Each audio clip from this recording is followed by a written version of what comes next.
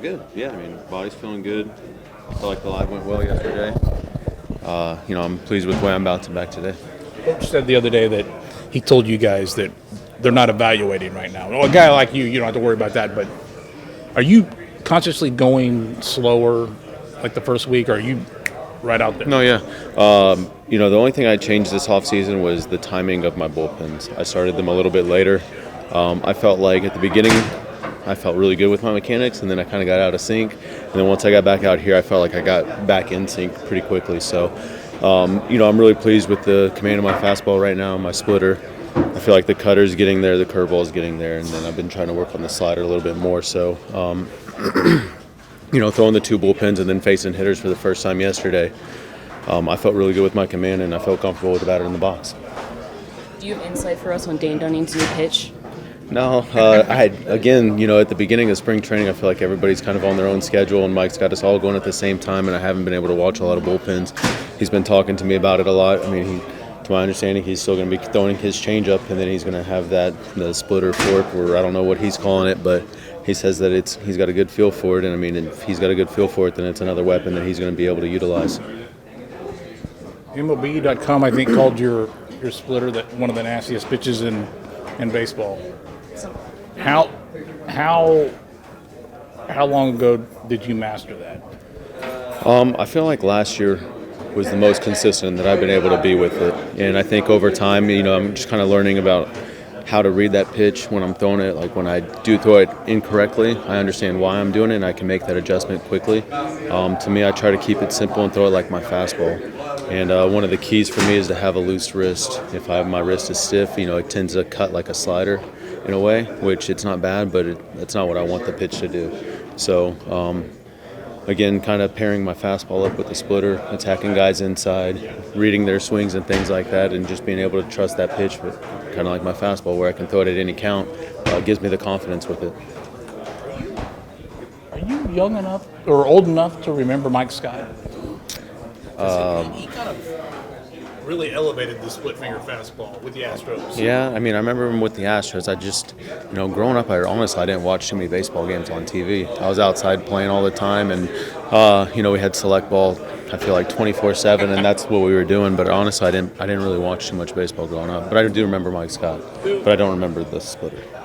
Do you remember seeing a pro throw a split and think, man? I feel like... Sorry, sorry, Andrew. It's game day. We go to the empty one. No, honestly, I don't. I remember like coming up, splitters were always that pitch that was really bad on the arm, and I think it might have been guys rolling over on it.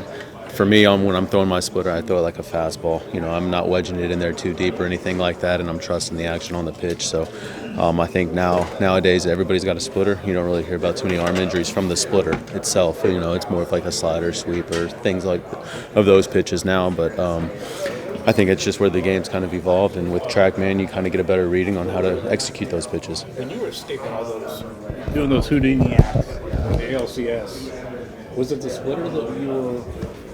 I mean, I feel like I have a tendency to go to my off speed when I'm in trouble.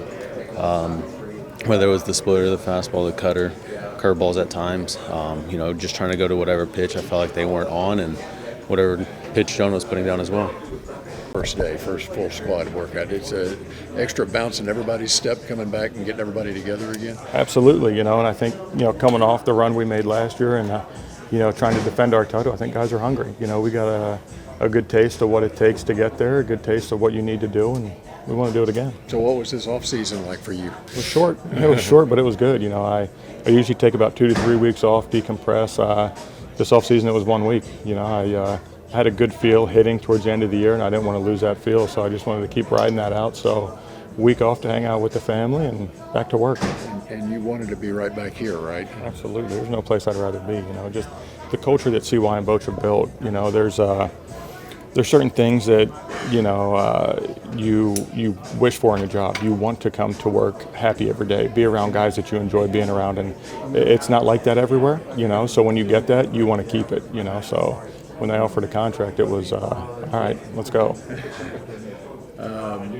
And that comes from the top, doesn't it? I mean, when they decide what players they want in this clubhouse, that's a huge factor in it. Huge factor. Yep. And I think, CY having played, he understands clubhouse dynamics. He understands that we're together for 9 months a year.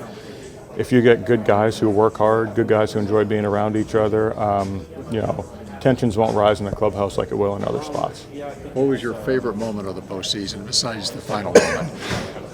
Well, it was a final moment, It was Game 5. No, for me, it was probably Seager's home run, in Game 1 of the World Series. Tied it up, and then Adolis walking it off. I don't think I've ever heard a noise so loud when Seager hit that ball. That was special.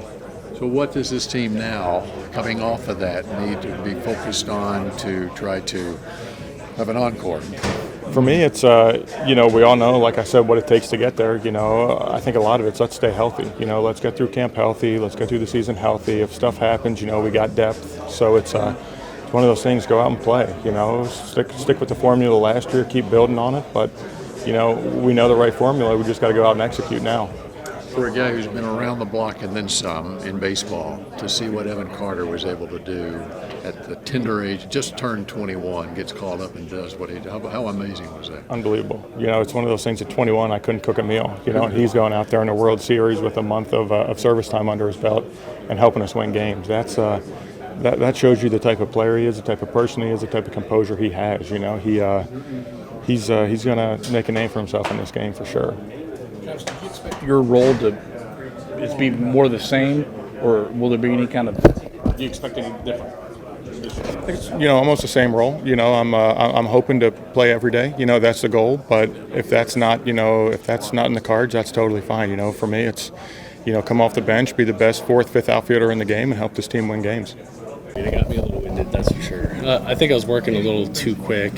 I was trying to work quick though, because in that live BP, there's no pitch clock, but in the game, there's going to be a pitch clock. So I got to get my body used to being at work on a fast pace.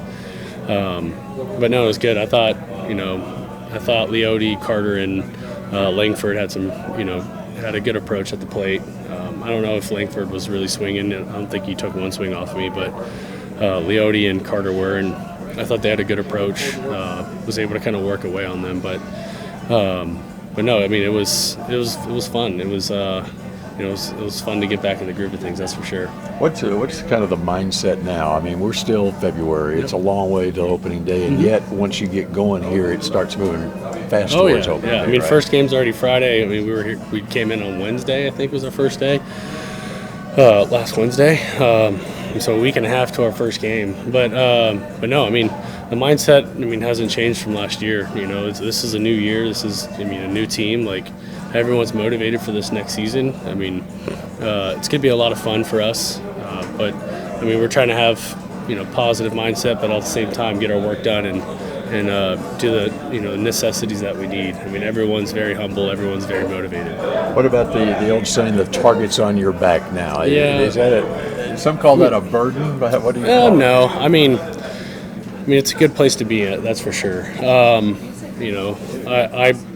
To be honest, for me personally, I haven't thought about it much at all. What we did last year is a thing of the past. So we're going to come in this next year. It's a new season. It's a new us. So, I'm looking forward to it. I know the guys are. And I know, we pretty much have the same clubhouse as last year, and everyone pulled from the same side of the rope last year. And, I expect the same this year. Obviously, it was a breakthrough season, championship season for the club last year. What about for you? How do you view last year? I was very honored to be a part of such an incredible team. That's my biggest thing is, I've told people this, all throughout the off season. We end up winning the whole thing, which was absolutely amazing. But what my favorite part about the whole thing was just the clubhouse vibe. It was absolutely amazing. Everyone had a lot of fun together. We did a lot of team things together. But it was just like a good environment to be in. It didn't matter if you're, Max Scherzer, who's got 15 years making a ton of money, or you're, Cody Bradford, who just debuted and, getting your first season in. Everyone had say, everyone had fun, everyone pulled from the same side of the rope, and everyone, did their job and had a great attitude with it. Everyone was selfless, did things that they didn't want to, like, didn't necessarily want to do. I mean, we had Jordan Montgomery coming out of the pen. We had me coming out of the pen, Cody Bradford coming out of the pen, John Gray coming out of the pen. Like, just being selfless guys and, just kind of, taking on the role that you're given. Where does that come from? Because you don't see it a lot on sports teams. Yeah. I mean, professional level, especially. that's one of the things that, I think CY is so great when it came to building this team is that, he looked at people who are, just good-hearted men. People who are just that, want to be a part of that team, right? So it's like you have all these people that have, great numbers all throughout MLB and stuff like that. But one of the things that CY values a lot is being a great teammate and being a great clubhouse guy, and that goes a long way. And that's numbers that are not on any sheets. That's there's no value or gauge for that. It's just you have it or you don't. And CY has a really good eye with that. And I mean, obviously he played, he knows what it's likes, and so. Last year that was the whole mentality through the clubhouse. I mean, everyone was just great to be around.